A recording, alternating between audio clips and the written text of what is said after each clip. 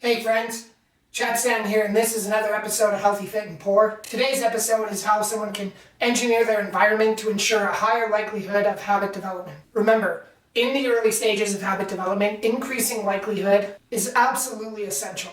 Before diving into that though, I just wanted to take a minute to talk about the exponential power of habit. Even the tiniest habits have incredible results. I will stick to something as so basic as drinking water. Hopefully you all know the importance of regular water consumption. In 2015, when I started coaching clients with nutrition, I would be so blown away when people would say, "I don't drink water." "You mean you don't drink enough water?" "No, I don't drink water." "Like, ever?" Isn't there water in juice?" Now, over the years, the news of no or lack of water consumption doesn't even ruffle my feathers anymore. This is my segue to the tale of Bernard. Bernard, 100% a real client of mine. Due to client confidentiality, the only thing fictitious about Bernard is his name. His story is going to be shared with his permission. Bernard was raised by a single mother who had to work 2 jobs. Because she had to work 2 jobs, Bernard and family ate a lot of takeout. This is just a little glimpse into how socioeconomics play in determining health. So we'll fast forward a few decades.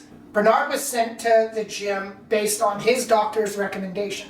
Bernard was 40 years old, which was totally surprising. I could have sworn he was 55 at least. He was currently living with his mother because she had developed some chronic diseases, so Bernard kind of became her primary caregiver. He would see a therapist and psychologist regularly. He had some deteriorating mental health issues.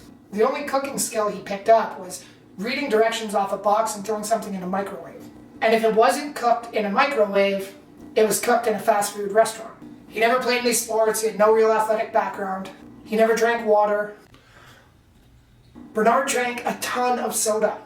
More soda in a day than any grown-up should have in an entire month. He mentioned in our consultation that activities as little as trying on pants in a store were physically exhausting. Bernard was pre-diabetic. He had high blood pressure and he experienced chronic headaches daily. He was on antidepressants.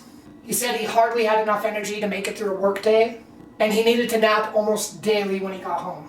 When people don't drink water, or just don't drink enough water, it really excites me. I know if I can start getting them to drink water consistently, they will think I'm some prodigal son or wizard of the health and fitness industry. Why? The exponential power of habits. Habits create compound interest of self-improvement. Note the board. Now, as a professional, I do not use my phone when I'm working with clients, so oftentimes hours will go by before I even touch my cell phone. The first month of working with Bernard, I texted him every break I could to see how much water he has consumed already. I also implemented a policy that he had to drink at least 2 cups of water 30 minutes before every meal for the first month, and had him send me a picture of him doing it to boot. Here's what happened over time. The first few days he complained about how often he had to pee, naturally. After the first week he couldn't remember his last headache, weird. After 2 weeks he saved nearly $70 on vending machine soda. Oh my god. He stopped dragging his feet into our sessions and he actually started to enjoy them a little. After about a month, he said he didn't feel the need to take naps after work anymore. And at one point, he only started looking about 8 years older than he was rather than the 15 I mentioned earlier.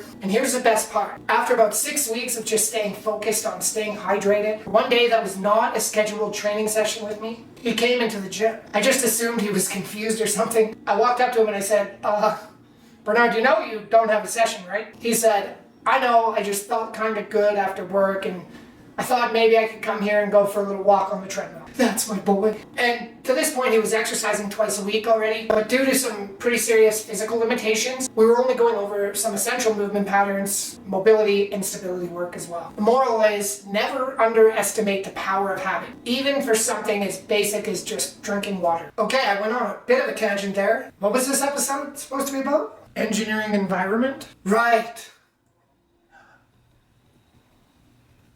The whole notion of engineering our environment comes down to creating a generous number of environmental cues. Things that are going to help kickstart that beloved dopamine cycle to get our rumps in motion. There are several factors when it comes to environmental cues. The first, and definitely most important, is line of sight or vision. Have you ever swiped left on Tinder? Yeah, I'm doing it right now. Great, when you should have been listening. It's kind of funny when you think about it. We literally close a window of an opportunity to engage with another human solely based on vision alone. As if you read the bios. We've all done it. Don't act like you're better than it. We have approximately 11 million sensory receptors in the human body. 10 million of those are dedicated to vision.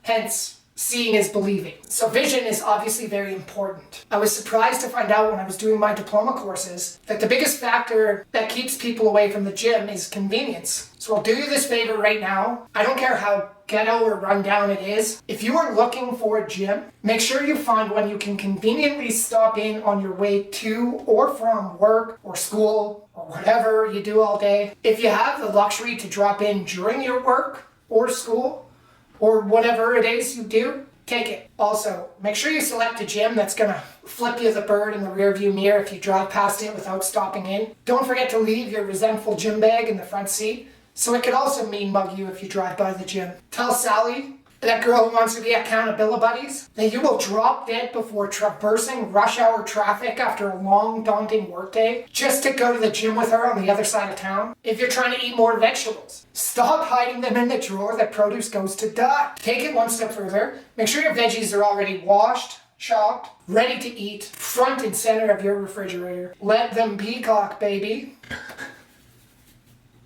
Peacock? If you're trying to eat less junk food, hide it better, or don't buy it. If it's in the house for the kids, let it be for the kids. I've seen computer programming clients improve their posture drastically just by sticking a sticky note on their monitor that says stop slouching. Trying to drink more water? Cool. Buy a few bottles, place them strategically around your house, workplace, or wherever you spend most of your days. However many it takes for you to enter a room and lose a staring contest with an empty bottle, and in admitting defeat, you mutter to yourself, I should drink more water. Never underestimate the power of vision. And no, I am not suggesting a vision board. What do you mean, like put a collage together of other people's accomplishments and just sit on my butt and stare at it? It's called manifesting. God. We are not manifesting. We are literally just trying to create some environmental cues to get the dopamine jumpstart on habits or behaviors we're trying to adopt. Not that I don't believe in vision boards or manifesting.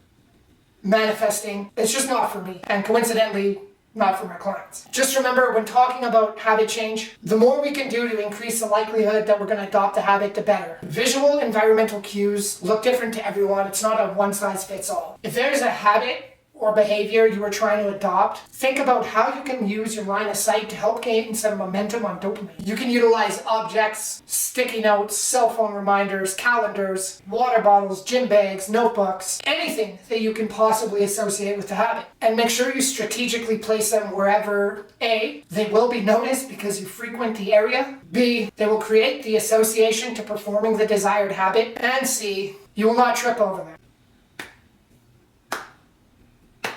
At the end of the day, vision is a privilege, and not one that everyone has. Don't take it for granted. And that brings me to the end of this chapter. If you have any questions, feel free to reach out to me. If any of this video made any sense, feel free to like it. Don't forget to subscribe to the channel. And those who wish, go ahead and turn on notifications so you can stay up to date on the latest healthy, fit, and poor content. Next week will be Engineering Environment Part 2, where I'll be talking about how to use time, routine, and people to help increase the likelihood that we will develop and adhere to the habits.